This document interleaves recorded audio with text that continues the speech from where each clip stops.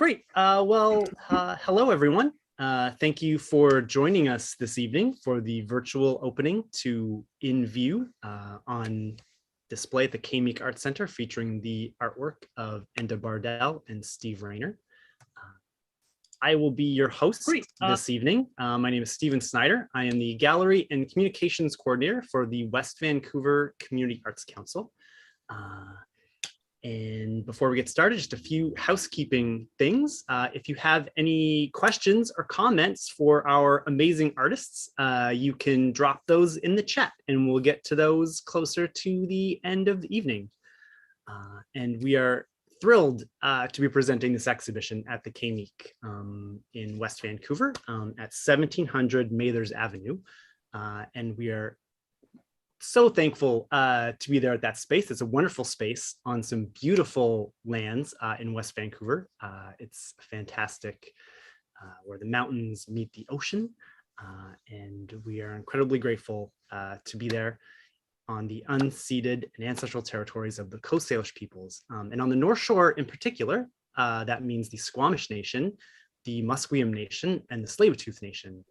And the Arts Council as guests are so grateful for the stewardship of these lands by our host nations and neighbors since time immemorial.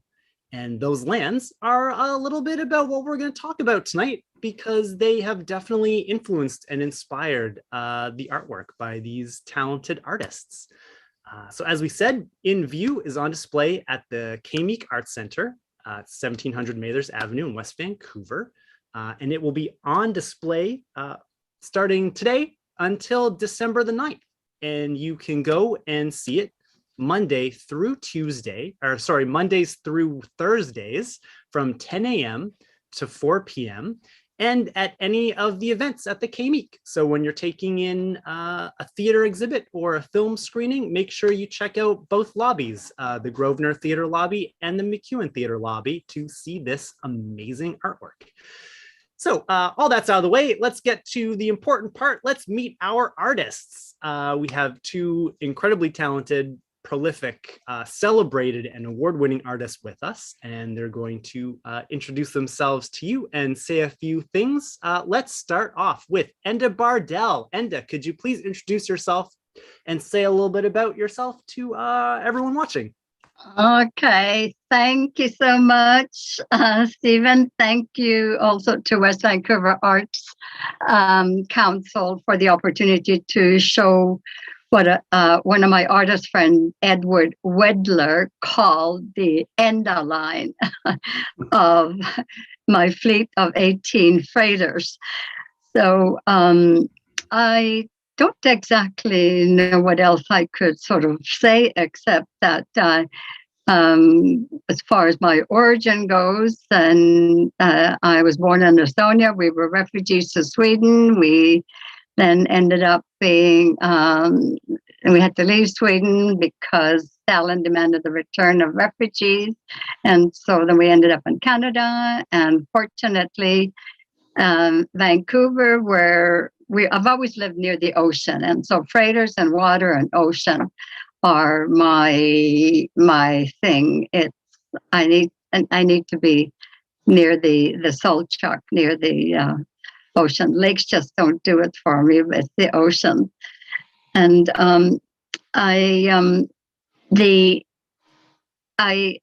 freighters and skies are my favorite subjects to paint. Because the skies, because they're so dramatic with sunsets and turbulent skies. And my favorite are the cloudy, turbulent skies, the kind of a stormy skies. And I love freighters, painting freighters, because they have such a human quality about them.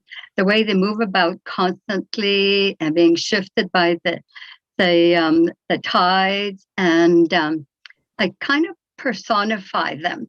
So I see them as guys. I know freighters are considered, or ships are considered, they're feminine, but I see them as guys in some kind of a competition with each other. You know, they're like, some of them are, the new freighters are showing off their colors, their bright red and grays and everything. And then the older ones, they're a little bit shamefully worn out, and they just sort of hang in there like that. And so I just see them, like, I have a tendency to personify them that way. But also, it's it it seems like, the way that the freighters are anchored at the bow. So when the tide comes in, it shifts the stern back. So the freighters are sort of shifted around at the bow, and so it looks like there's something more going on there. I don't really see the anchor line or anything like that. And so when there's say a extreme shift in the tides, then there will be some odd shifting, and sometimes the freighters end up kind of nose to nose or head to head. Like one of my paintings there is titled Board Meeting. And it's the reason I titled it Board Meeting is that it looks like the three heads are together trying to sort out or discussing some major aspect of the shipping industry. That's what it looks like to me. So even when I'm walking the beach at low tide, I see a freighter or freighter's position, and the title comes to me right then and there. I thought, oh yeah, that's a board meeting. So that's what I start to paint. I don't really look for titles on my paintings. I see, especially when it comes to freighters. And sometimes there will be, it'll be evening, sunset, and it's just getting dark, and the beach is calm. People are walking, holding hands, and these poor ships in the harbor, they're lonely, they're homesick, they would love to be with their sweetheart. And so I feel so sad. The lights there's only a few lights on there, and that's that. So some of the couple of the freighters at the Meek Center, one of them is called Yearning, and another one is called Homesick. And and so it's that kind of a life that I have with the freighters. Like, these are my guys. These are the guys that I swim with. I don't swim with them. When I walk down to Volunteer Park, and I swim along the shore and then back again, and I see the freighters on my right, and they see me. And like, I have this imaginary stuff going on, but also what I get from swimming and the freighters and everything. There's another little story there. Swimming for me is like clearing the debris out of my brain, and I clear it out of my brain, and I let it just float out into the sea, and the freighters take the stuff and just dump it someplace or dissolve. They don't really dump it.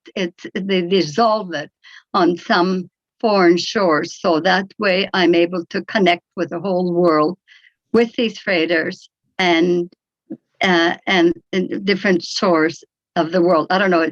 It sort of sounds complicated, but it's my relationship with freighters, and I'm really, really excited to be able to show at least 1.5 dozen of my fleet at Meek Center. What I've noticed is that it's the guys who are walking the beach who count the ships, the ship counters. It's not the women, it's the men that are the ship counters. As many times as my husband and I walked along the beach, he counts the ships. I don't count the ships, he counts the ships. So anyway, thank you for being able to present my work here at Meek. Thank you so much. Awesome. Thank you, Enda, for that. That was a great introduction, a great peek into your inspirations. That's awesome. And a little bit later, we'll take a tour of the exhibition and then look a little bit closer at some of each artist's artwork. So now, Steve, if you could please introduce yourself to everyone and tell us a little bit about your background in artistic practice. Yeah, sure. So that's wonderful. And again, as Enda said, thank you very much, Stephen, for your work on pulling this all together, and also to obviously the West Van Arts and to the Meek for the opportunity. As everyone can probably tell, I'm originally from England. My wife and I moved here with our two daughters in 1994. So we've been here over 25 years now. So we're probably going to stay. In my career, I've been an airline pilot. I've been an architect, mostly an architect, but I'm now retired from both. So I'm from both professions, and I'm almost a full-time painter now. So I'm able to indulge my passion in painting. I inherited my love of art from my dad, another architect who loved to paint in oils. In his case, he learned to paint at the end of the war when he ended up in Austria, where he met my mother, in fact, and they got married there. But he learned to paint there, landscapes and so on, and he taught me a lot. As a child, I would draw all the time. Not so much painting. I couldn't cope with the oils, I don't think, but I used to draw animals. And then as I grew up, grew bigger, I drew aircraft. It was another of my passions, again, for the flying. I still enjoy painting them today. I grandchildren too. There's another thing I tend to paint these days. Mostly though, I paint landscapes. Acrylic, I use acrylic as opposed to watercolor that Enda uses, on canvas of varying sizes. And my favorite subjects are all around us here, in the lower mainland and this part of BC. Rock, water, trees, these are themes that I sort of focus on a lot. I was lucky enough a few years ago to have a solo show at the Silk Purse that focused on mountain scenery. This time, Whistler doesn't feature in this particular show, although I did love the mountain scenes. The closest is the view, perhaps. So there's one view in one of the paintings of the Mamquam near Squamish, but most of the paintings really are around closer. No, they're not true to say, actually, because some of them go as far as Ucluelet, the ocean on the west coast of Vancouver Island there, and then some are on a couple of views of the Gulf Islands, Salt Spring Island, the beautiful shoreline you get there with the trees right down to the ocean. But most of the views in this particular exhibition that I've put up are of much more local scenes in the forests and the streams and so on of North Vancouver. Some of those sort of, they're recognizable, hopefully, of Capilano Canyon, the view from Ambleside, looking at some of the freighters, but not quite as colorful as Enda's against the backlight, and the wild, Rice Lake. There's one lake that I also showed, but mostly it's rivers. I've been quite focused in the recent past on trying to depict water. I love the challenge of that, depicting its various moods, moving and still, reflection, translucent, transparency, that sort of thing, and it's an ever-present challenge to try and make it look liquid. Hopefully, I'm thinking some of these views will resonate with the viewers and may even recognize some of the locations, or even the atmosphere from some of the locations.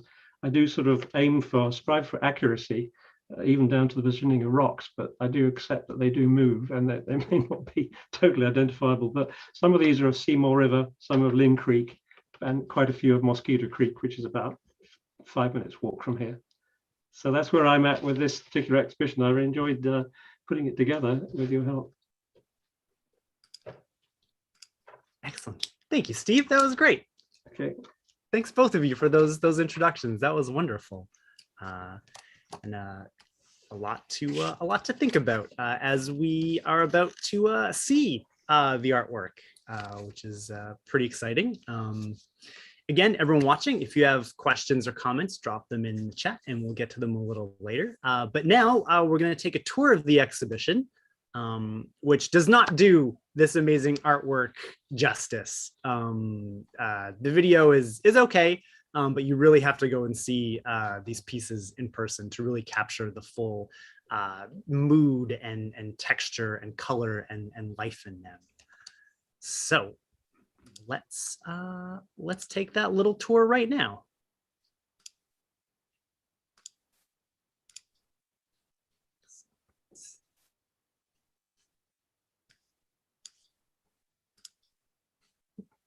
Sorry about that. That's not what we wanted to do.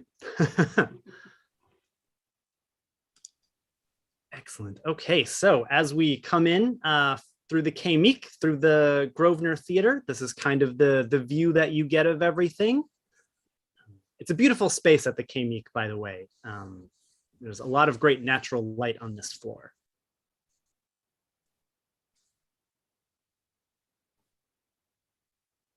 Yeah, so we start off, we have some bios on each artist, as well as their websites there. So while you're viewing, you can read up a little bit on them and check out their websites. And we start off with some work from Enda, some of her fantastic freighters that she was just talking about. Now, I don't remember. Okay, this is the board meeting. I don't remember the titles of all the paintings exactly, but I know this is the board meeting. That other one was coming in. Yeah. And these are coming on, like there's 3 strong guys that are just ready to take on the world. Yeah. And this is cornered. So somehow they got kind of stuck here. That's Stanley Park on the left there in the background. Those guys got cornered. And this one is, I think this one is titled, it's one of those sort of lonesome ones. And these guys are charging in or hanging out. I don't know which exactly. It's one of those. Once I've touched it, I forget. This is the Salt Spring Island view, one of them, looking down. I can't remember which side of it. Anyway, looking down past some of these lovely trees near the shoreline there on a summer afternoon. This is this could be anywhere, but this is actually Ucluelet. This is the seas off Ucluelet, one of the many storms that one gets there. That's beautiful. This is actually Mosquito Creek. This is back this summer. This is call this one heat relief, because actually at that time everyone was looking for heat relief in places like Mosquito Creek, even sitting in the water and so on during that heat dome.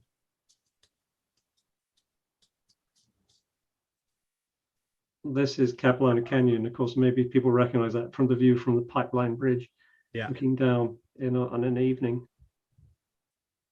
Yeah, very recognizable. This one, yeah, that's right. Anyone who's done that tour would recognize that.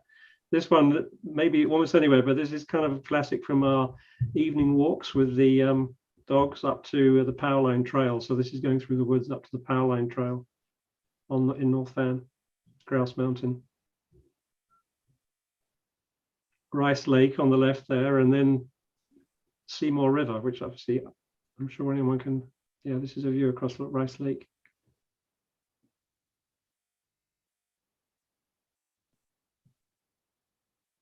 And this is called Seymour Bend. Again, they're just looking downstream actually to a sort of bend in the river in Seymour River. And another Salt Spring Island of some of these wonderful trees. Nice. That was great. Thanks for the commentary, everybody. Now, we moved down into the Mcewen Theater, just down the stairs from there, to check out even more artwork. There's a lot of artwork to see when you come to the Meek. You've really covered the walls. Yep.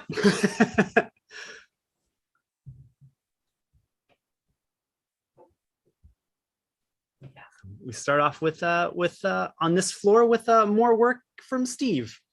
Yeah, this is Lynn Canyon again. I say again, I'm not sure if I've covered that yet. Anyway, one of those identifiable little pools that you get in Lynn Canyon. And then Capilano Canyon, again, could be anywhere, but I happen to notice it's Capilano Canyon, heading down the trail. I love the threads on the branches there, like the moss, the hanging moss. yeah, the backlight on the moss and so on in the trees. Yes, and this is the Mamcram. This actually was almost exactly 2 years ago, because we were up there because my granddaughter had just been born. It was Squamish. Brings me back. And this one is called Freshwater. Mosquito Creek again, back in about May. The sort of runoff still happening, and that sort of cool in the shade and so on.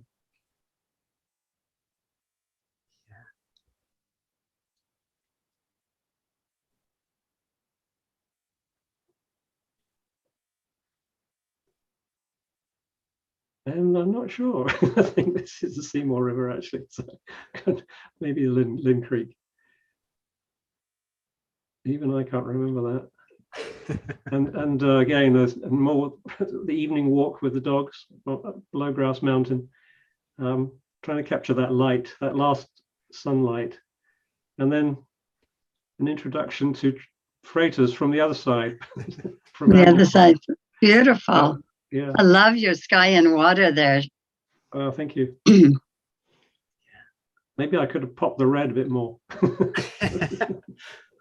Speaking of, and then we get into some more work of Enda's with another great moody sky and water scene with the freighters. Yeah, forgotten the title of that one there. And this is a standoff. You know, a guy just sort of got together and they've got having a standoff. I've forgotten the title of this one. I think it's like something. Oh God, I should have had some photographs with me. It's like a quiet evening thing, and this one is loaded. Yes, very much so. Very loaded.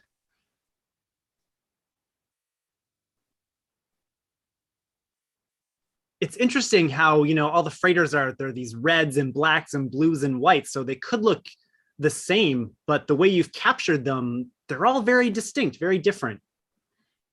And, oh God, I can't remember the title of this one either.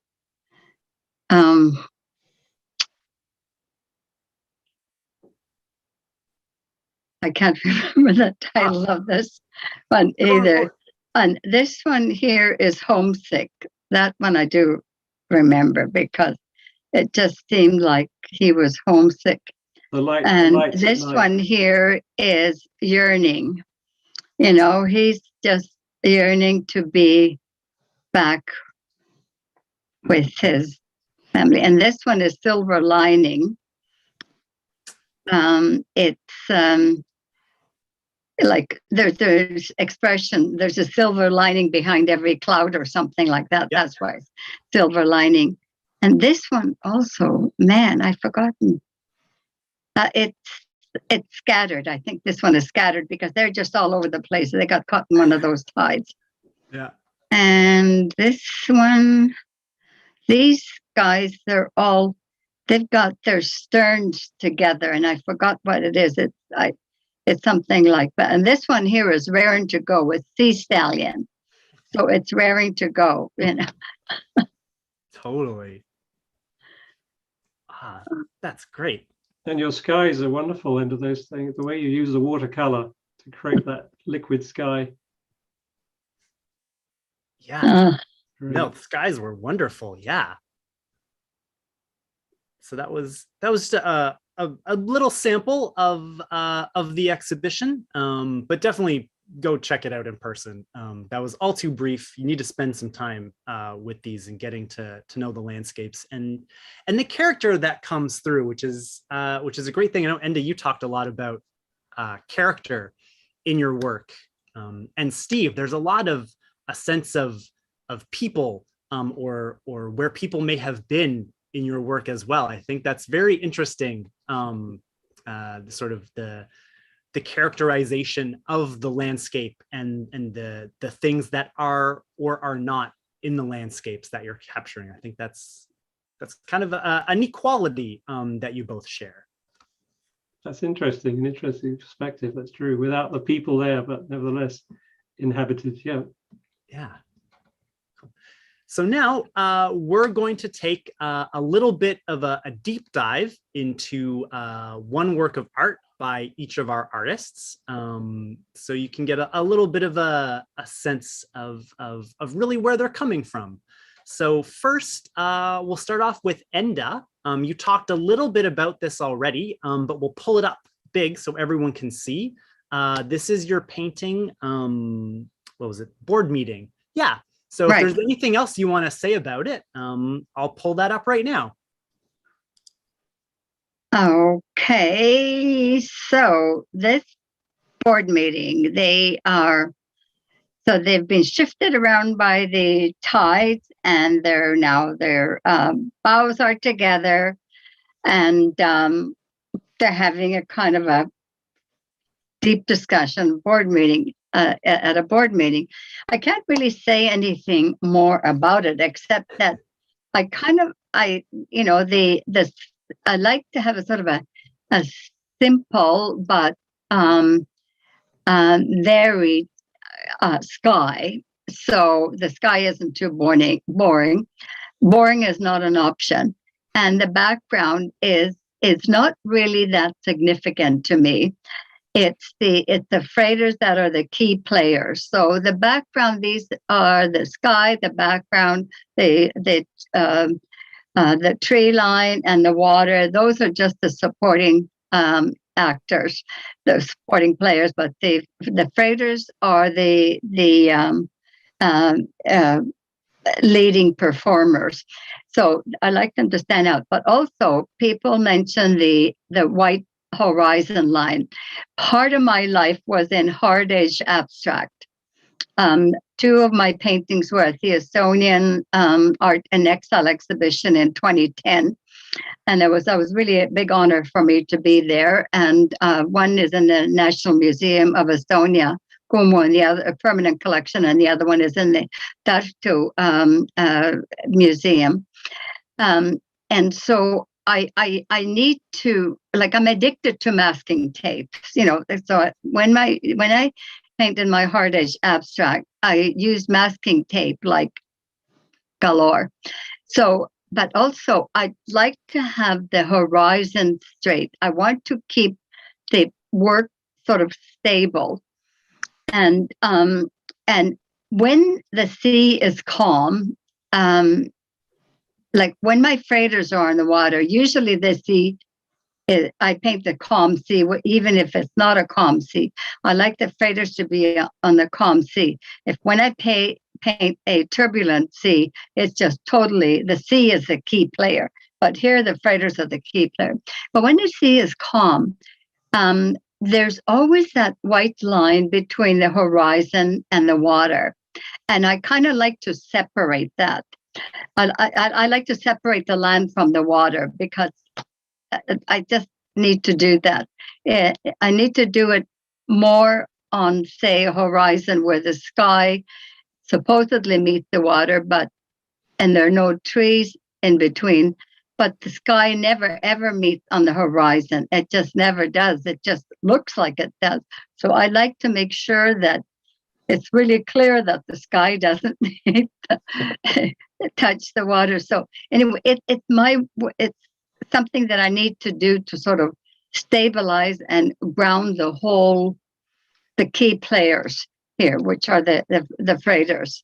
So the sky is just the sort of the backdrop, and so are the trees and the water. And it's my board meeting. No, that's very interesting. Your how you present the relationship between the subjects in this series of work. It's almost theatrical or film-like. You're talking about the players, and then the landscape is kind of the background. That's a really interesting way to look at things. I think it's fascinating too how just the positioning of the boats in such subtle ways creates that distance and that feeling of depth. Just in that, just a little bit of adjustment. And I love that. I remember at Lake Louise, you see that amazingly strong line at the end of the lake. That's sort of like a green line in that case, like a straight line. It appears in a lot of paintings of Lake Louise when you look down the lake. that sort of because the reflection causes that almost a straight line. Yeah. But this makes it quite geometric. It's lovely. It's a what? It's lovely. I'll think about these more, because we look down from North Van into the into English Bay, onto English Bay, and we see them from a different perspective. But we're always noticing how the boats are swinging around with the. I always thought it was the wind, but maybe it's the tide. I'll watch for them getting together in a gaggle like this. Uh-huh. That's great. Awesome. Awesome. Well, thank you, Enda, for sharing about that piece and more insights into your process. It's very fascinating. Bringing in that little bit of that hard edge into watercolor, which is usually such a soft, and fluid medium. To bring in that geometric aspect is it's nice. It's subtle. For me, watercolor is that watercolor is like painting. Watercolor is like ballroom dancing. I'm the leader, and the watercolor is a follower. And so every once in a while, the follower needs to do a syncopation. So that is where the sky part comes in. The water decides that it's going to flow this way. I thought I wanted it to go that way, but it wants to go this way. So I need to allow the watercolor, my follower, to do its syncopation in order for the whole performers to work.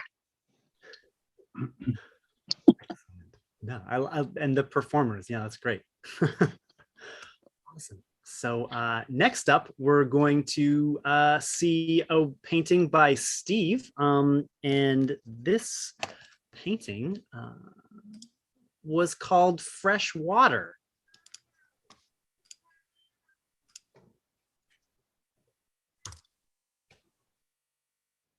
Awesome. So Steve, tell us about this painting.